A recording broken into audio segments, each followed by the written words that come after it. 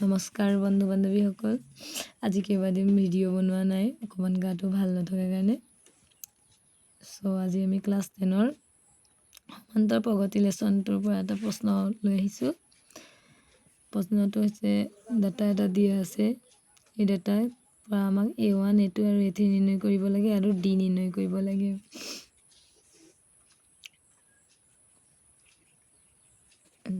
ইয়াত A1 হৈছে 3 মানে প্ৰথম পদটো, A2 হৈছে 6, A3 হৈছে 9। মানে প্ৰথমত যিটো ডাটা থাকে এইটোৱে প্ৰথম A1 হয়, দ্বিতীয়ত থকাটো A2 হয়, তৃতীয়ত থকাটো A3 হয়। তাৰপিছত এতিয়া D নিৰ্ণয় কৰিব লাগে। D উলিওৱা ফৰ্মুলাটো মানে সাধাৰণ অন্তৰ D উলিওৱা ফৰ্মুলাটো আমাৰ A2 minus A1। এতিয়া A2ৰ মান আছে আমাৰ ইয়াত 6, A1ৰ 3, গতিকে মাইনাছ কৰিলে এইটো হৈ যাব 3। 6 পৰা 3 গ'লে 3।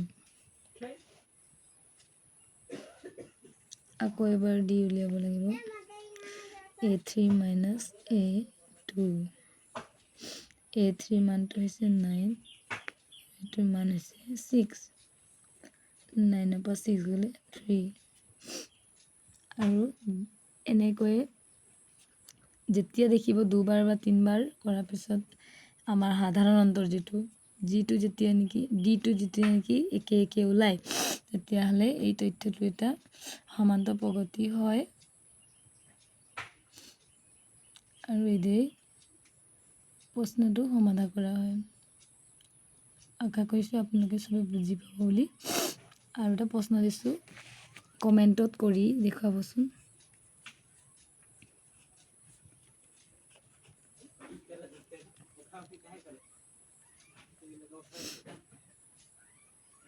এই তথ্যটোৰ পৰা A1, A2, A3 আৰু D নিৰ্ণয় কৰিব।